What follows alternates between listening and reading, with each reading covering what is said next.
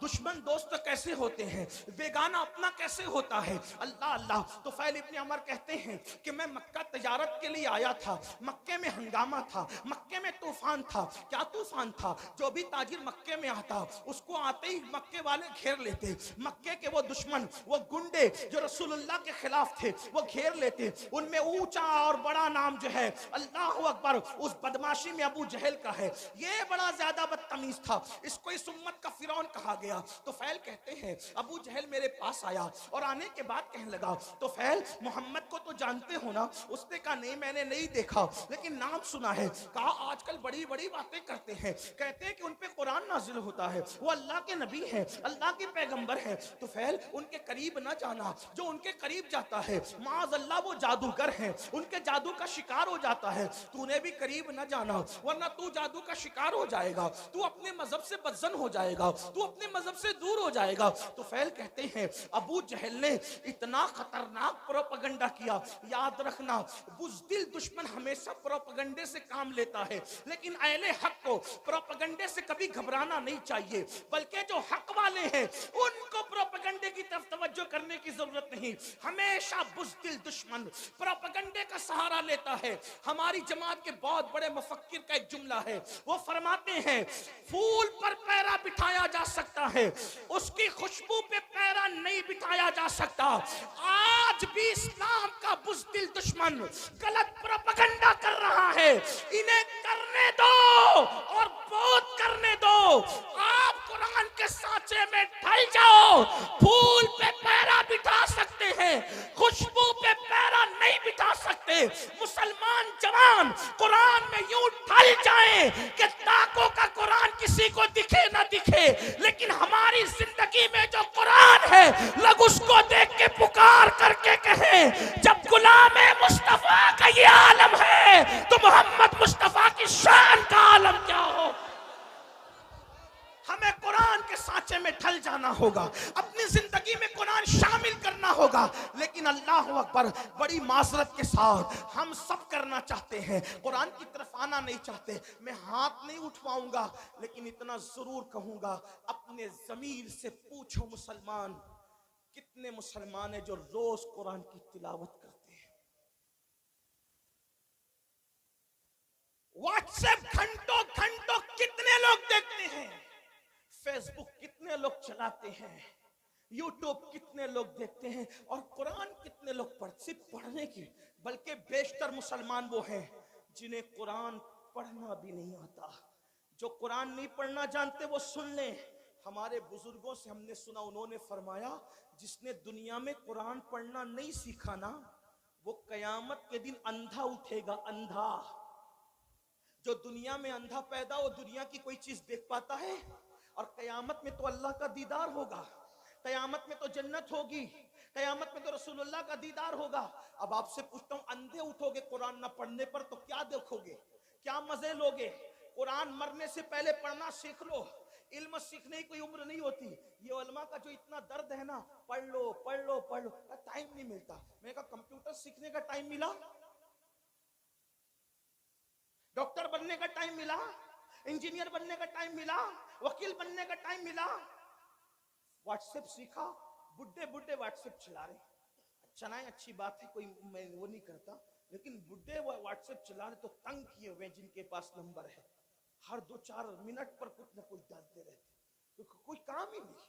वो बड़े बूढ़े, माफ करना, बड़ी अजीब बात हो गई है। नौजवान तो जहां बैठे वहां, बल्कि अब तो लोग स्टेज पर भी मोबाइल से नजरें नहीं हटाते, वो उस पर घुसे ही रहते हैं। हालांकि फरमाया गया जब रसूलुल्लाह की बात हो रही हो तो उस बात का एहतराम ऐसे ही किया जाए जैसे अगर हुजूर हमारे सामने जाहिर में मौजूद होते तो हुजूर का कितना एहतराम करते। हुजूर की बातों का भी इतना ही एहतराम होना चाहिए। क्या मोबाइल मोबाइल मोबाइल का नशा छाड़िए एकदम, और लोग हंसते हैं इस्लाह करने पर। हुजूर की बातें हो रही है, मोबाइल में है, मोबाइल लेकर के खड़े, मोबाइल लेकर के बैठे। अल्लाह के बंदो, जब पता है कि बयान रिकॉर्ड हो रहा है, उसमें मिल जाएगा, तुम अपना वक्त जाया क्यों करें? तुम्हारी पूरी तवज्जो मोबाइल पर है, तुम्हारी तवज्जो हुजूर के फरामीन पर कब है? महरूम न बनो, आदाब सीखो, जिंदगी गुजारने का तरीका सीखो। अर्ज क्या कर रहा था, गलत सीखो, कुरान अपनी जिंदगी में शामिल करो।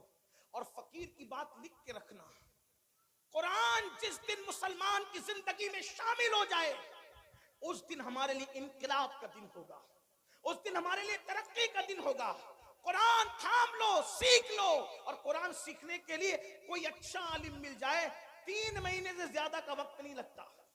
3 महीने में कुरान पढ़ना सीखो। और अच्छे से अगर 5 पारे पढ़ लिए किसी अच्छे आलिम से, तो आगे के 25 पारे आप खुद पढ़ सकते हो।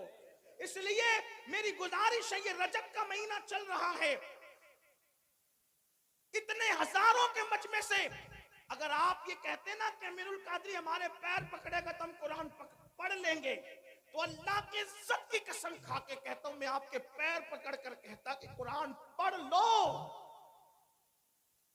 डॉक्टर बनो, टीचर बनो, इंजीनियर बनो, सब बनो, लेकिन पहले कुरान के कारी बनो, क्योंकि सारी डिग्रियां कब्र के बाहर रह जाएगी। जो डिग्री कब्र के अंदर काम आएगी वो ईमान की डिग्री होगी, जो डिग्री कब्र तक जाएगी। बल्कि जो कुरान दुनिया में पढ़ता था, उसको कब्र में भी तिलावत का शरफ नसीब होगा, कब्र में भी वो कुरान पढ़ेगा। कुरान से शौक पैदा करो, कुरान से ज़ौक़ पैदा करो। और जब कुरान पढ़ने लगोगे तो मेरी बात पर आपको यकीन आएगा। आज नहीं आता, आपको कुरान के बगैर अच्छा ही नहीं लगेगा। कुरान आपको बड़ा खूबसूरत, अल्लाह का कलाम है मेरे भाई। अल्लाह का कलाम क्या चीज, अल्लाह का कलाम, अल्लाह का कलाम है। ये बात कह दूं, खुदा से अच्छा कोई नहीं, उसके कलाम से अच्छा किसी का कलाम। अपने बच्चों को भी पढ़ाओ। जो सिर्फ अपने बच्चे को देख के नाजरा कुरान पढ़ा देता है, अल्लाह उसके अगले पिछले गुनाह माफ कर देता है। लेकिन खाला अम्मा से नहीं पढ़ाना, अरे गहरे से नहीं पढ़ाना। जो बेहतरीन कारी मखरज के साथ सही पढ़ा सकता हो उसको पढ़ाना। क्योंकि ट्यूशन और कोचिंग के लिए तुम हजारों रुपए खर्च करते हो, तो कुरान पढ़ाने के लिए अगर लाखों करना पड़े तो लाखों खर्च करो। मैं उन मदारिस को सलाम करता हूं जो इखलास के साथ कुरान की खिदमत कर रहे हैं, उन उलमा की अजमत को सलाम करते हैं जो कुरान की खिदमत कर रहे हैं। अल्लाह अकबर। दुश्मन ने गलत प्रोपेगेंडा किया, अबू जहल ने, तुफैल इतने उससे मुतासिर हो गए, कानों में रुई ठोस ली, रुई डाल ली कान में। तवज्जो करना, बहुत बड़ी जिम्मेदारी हमारे सरों पर है मुसलमान जवानों। कानों में रुई डाल ली उसने, तुफैल ने। और उसके बाद सोचा कि हुजूर की आवाज मेरे कान में नहीं आना चाहिए, मैं मिलूंगा भी नहीं, उनकी बात सुनूंगा भी नहीं। कहते हैं तुफैल, आखिरी रात आ गई, अब मुझे, चूंकि मैं मक्का तिजारत के लिए आया था, आखिरी रात आ गई, मुझे मक्के से जाना कहां था, अपने वतन। मैंने सोचा मोहम्मद अरबी तो घर में सो रहे होंगे, चलो चलकर आधी रात के बाद काबे का तवाफ कर लेते हुए। काबे का तवाफ और हज वगैरह इस्लाम से पहले भी लोग जो मुसलमान नहीं थे मक्के वाले वो भी करते थे, आसपास वाले भी करते थे। तो मैं काबे का तवाफ कर लूं।